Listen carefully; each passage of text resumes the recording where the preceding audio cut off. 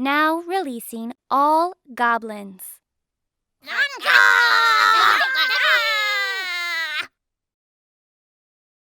This video is sponsored by Cool Stuff Inc. If you're looking for cards in the US, look no further as you can use the promo code MTGMudsta to get you 5% off anything on the site. Or if you're in Canada like me, you can use the same promo code at Multizone to get 10% off your orders of singles. If cards aren't what you're looking for, Original Magic Art has playmats, tokens, and sweet art that you can use that same promo code to help you get 5% off your order there. And if you just want to help out the channel, you can always consider becoming a patron for as little as $1 a month and join the generic Goblin Gang.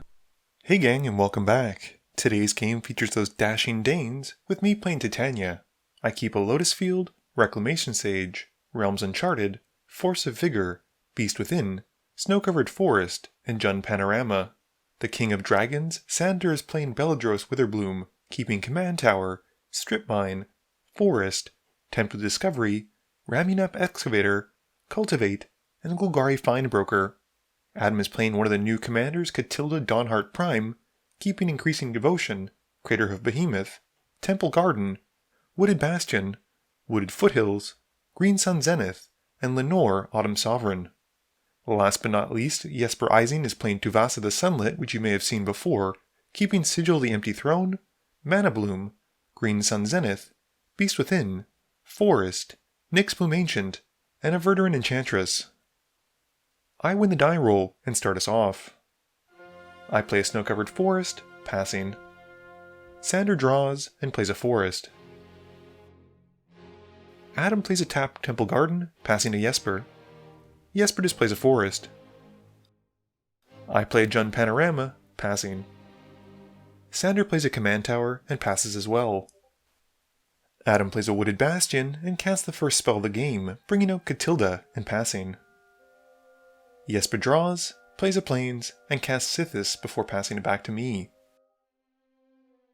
My turn has me drawing and playing a Lotus Field, which as it enters, has me sacrificing 2 other lands. Sander draws, plays a Swamp, and casts Cultivate, going to find a basic for the field and 1 for his hand. Adam plays a Wooded Foothills, cracking it and losing 1 to find a Savannah. He casts a Guardian Project and passes. Jesper draws and plays his own copy of Savannah, and then casts Mana Bloom, putting 2 into the X. He draws from Sithis, and then moves to combat. He swings at Adam for calling the Mana Bloom a combo card, and after connecting, passes to me.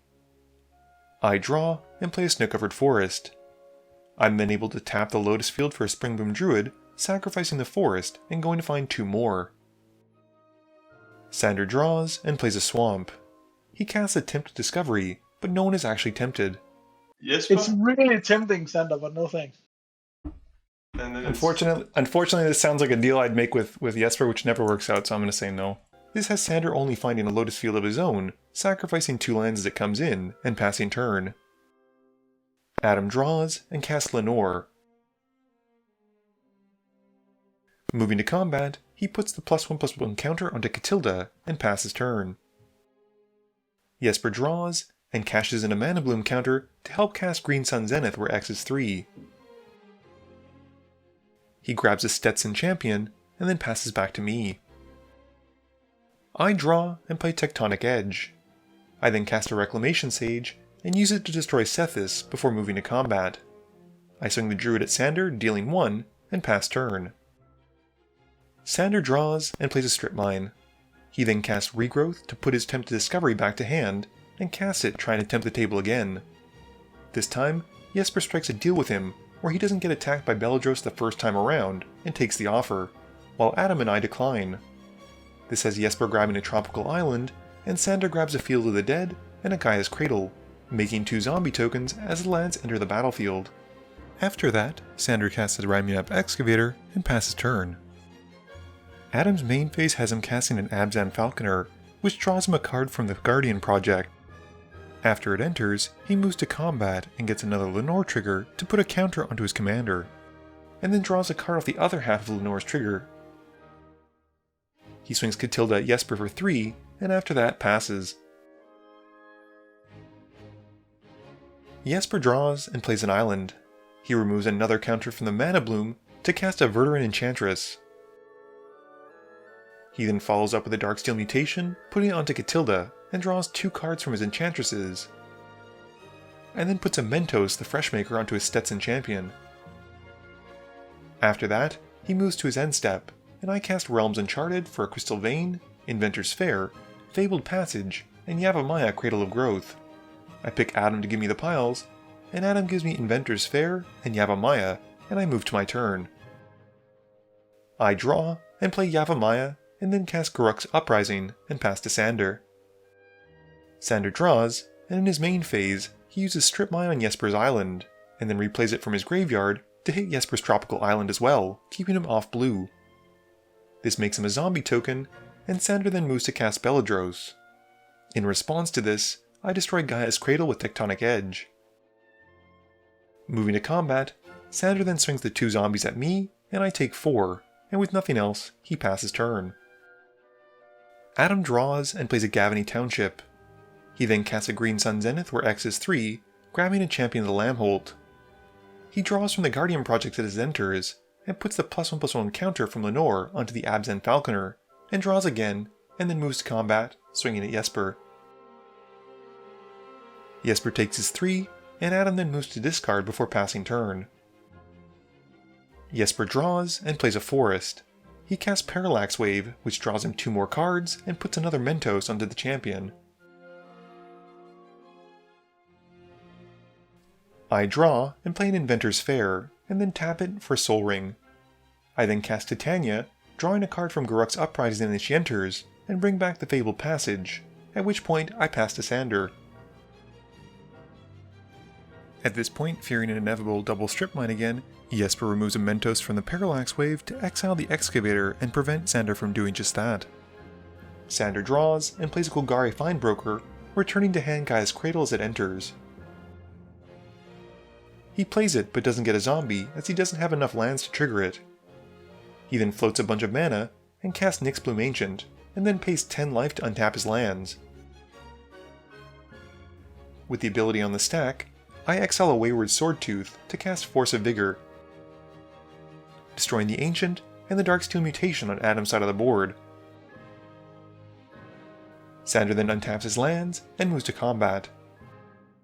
He swings Beledros at me, and 2 zombie tokens and 2 pest tokens at Jesper. Jesper blocks and kills a zombie with a Stetson Champion, and we then take our damage. After combat is done, Sander casts Gaze of Granite where X is 5, and Adam responds with a flawless maneuver. Jesper also responds by exiling his Enchantresses under the Parallax Wave, as well as striking a deal with me to protect him if I can from the Beledros by saving my Titania. Before that happens though, I crack the Fabled Passage for a land, and the Elemental token comes in drawing me a card, and the Gaze then resolves, bringing back the Excavator, Enchantresses, and Titania, which returns Fabled Passage from my graveyard to the field. After that, Sander passes. Adam draws and plays his own Gaia's Cradle. He then casts Kyler's Guardian Emissary, followed by a Soul Warden. He follows up with a Great Henge, and regrets that he did it out of sequence. He puts a +1/+1 counter onto the champion again, thanks to Lenore's trigger, and draws a card. And then swings Katilda at Jesper and the champion at Sander. They both take their hits since they can't block thanks to the champion, and Adam then passes turn. Jesper draws and plays a Plains. He drops his best Rattlesnake card, an Academy Rector, and dares someone to attack him. He then moves to his end step, and I crack the Fabled Passage to make a 5/3 Elemental token and grab a Snow-Covered Forest. I draw and cast Greater Good, sacrificing the Elemental token to draw 5 and discard 3. I then play a Blighted Woodland, and cast Nissa Vital Force. Once she resolves, I uptick her to untap a Snow-Covered Forest and pass to Sander. Sander draws and plays an Avenger of Zendikar, making 6 plant tokens. He then replays Strip Mine, making a zombie token from Field of the Dead, and buffs the plants. And once that's done, he activates the Strip Mine to destroy Adam's Gaia's Cradle. Sander then suspends a Gaia's Will and passes, and during his end step, Adam flashes in a Cathar Commando to pump his Kyler and champion a Lamholt. Adam draws and plays a Forest. He casts a Craterhoof Behemoth, who upon entering, buffs his board by +8/+8, not to mention gives another counter to the champion of Lamholt. Moving to combat, he uses the Lenore trigger to put a +1/+1 counter onto Kyler, which in turn pumps all of his humans by an extra +1/+1. He swings Katilda at Jesper, and everything else at Sander and I, which is enough damage to take us all out, and he wins the game. Game review time. So as you saw, and as I've learned, and as his playgroup knows, you have to keep Jesper Eisen in check or he will run the board. As you saw in this game, that was mainly thanks to Sander keeping him off blue lands, but even still, once he died, Jesper revealed his hand, and basically he was about to combo off, which would have been, not great for everyone. I also know that Sander's Beledros deck has a bit of a reputation for going pretty hard. Since I know most of his combos are going to go hard on lands, I chose to keep a lot of permanent destruction, and I was happy to see Tectonic Edge as it's a perfect answer to his Gaia's Cradle. Titania certainly functioned well. She sacrificed lands, made tokens, I got to sacrifice the tokens, she drew cards, she brought lands back. Not much to say other than I just got overwhelmed by humans. Speaking of humans, I'm impressed with this new range of human-centric commanders in Selesnya. We've seen how powerful Kyler can be. Adeline's a fantastic addition to any of those decks. Lenore seems pretty decent considering she's got built-in card draw. And I was actually really impressed with Katilda and how much he was able to ramp Adam despite the fact that he wasn't really hitting all of his lands. All in all, I think the design space is a lot of fun and it's really cool to see. This video wouldn't be possible without the help from my sponsors, Cool Stuff Inc., Multizone, Original Magic Art, and Alter Sleeves. But it definitely wouldn't be possible without the help from you, the viewers, and my patrons. So I just want to say thank you for watching and to remember, friends are just opponents you haven't eliminated yet.